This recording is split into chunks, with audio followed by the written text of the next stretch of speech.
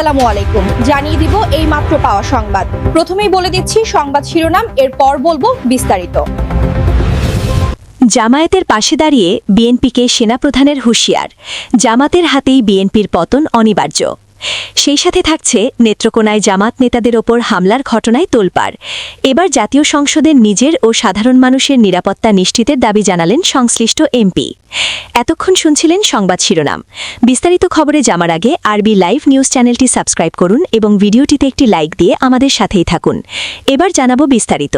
বাংলাদেশের রাজনীতির আকাশে এই মুহূর্তের সবচেয়ে বড় ধামাকা এবং অবিশ্বাস্য এক মোড়।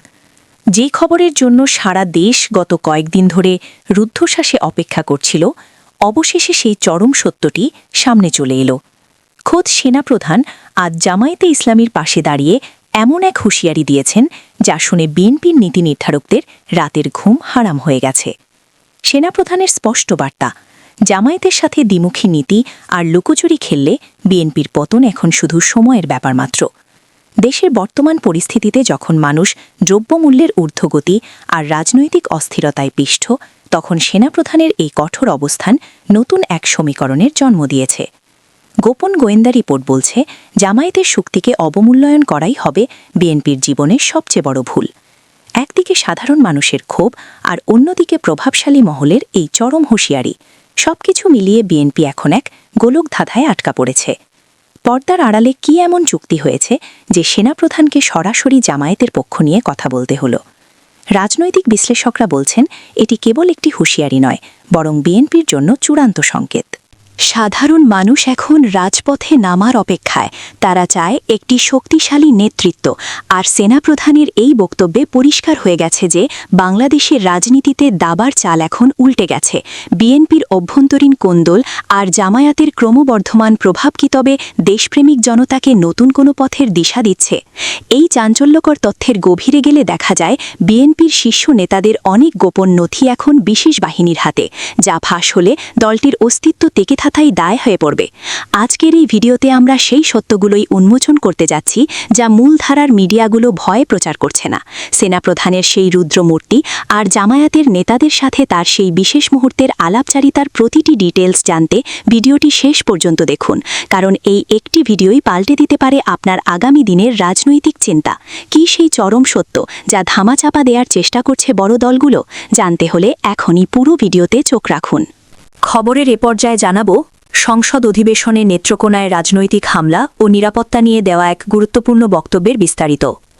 সম্প্রতি নেত্রকোনা এলাকায় রাজনৈতিক অস্থিরতা ও জামাতে ইসলামীর কেন্দ্রীয় নায়েবে আমির মাওলানা মুহাম্মদ মাসুম সহ স্থানীয় নেতাকর্মীদের ওপর হামলার ঘটনাকে কেন্দ্র করে সংসদ অধিবেশনে উত্তাপ ছড়িয়েছে। সংশ্লিষ্ট এলাকার সংসদ সদস্য অধিবেশনে পয়েন্ট অফ অর্ডারে দাঁড়িয়ে নিজের এবং স্থানীয় জনগণের জানমালের নিরাপত্তা নিশ্চিত করার দাবি জানান।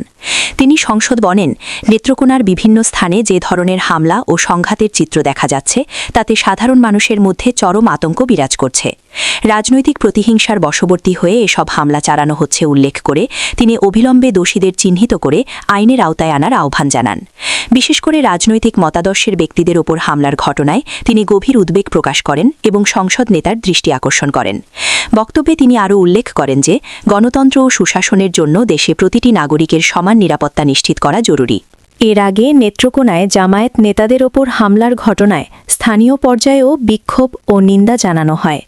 প্রশাসনের পক্ষ থেকে নিরাপত্তা জোরদারের আশ্বাস দেওয়া হলেও বাস্তবে পরিস্থিতির কোনো আশানুরূপ উন্নতি না হওয়ায় সংসদ সদস্য এই দাবি তুলতে বাধ্য হয়েছেন বলে জানা গেছে। সংসদীয় এই আলোচনাটি দেশের রাজনৈতিক অঙ্গনে ব্যাপক আলোচনার জন্ম দিয়েছে এবং আইন শৃঙ্খলা রক্ষাকারী বাহিনীকে এ বিষয়ে কড়া নির্দেশনা প্রদানের তাগিদ দেওয়া হয়েছে। এলাকাবাসী ও রাজনৈতিক বিশ্লেষকরা মনে করছেন, সংসদের এই জোরালো দাবি স্থানীয় প্রশাসনের ওপর চাপ সৃষ্টি করবে এবং নেত্রকোনায় শান্তি শৃঙ্খলা ফিরে আসবে। আজকের মতো সংবাদ এখানেই শেষ করছি। পরবর্তী আপডেট পেতে আরবি লাইভ নিউজ চ্যানেলটি সাবস্ক্রাইব করুন এবং ভিডিওটি শেয়ার করে অন্যদেরও জানার সুযোগ করে দিন। ধন্যবাদ।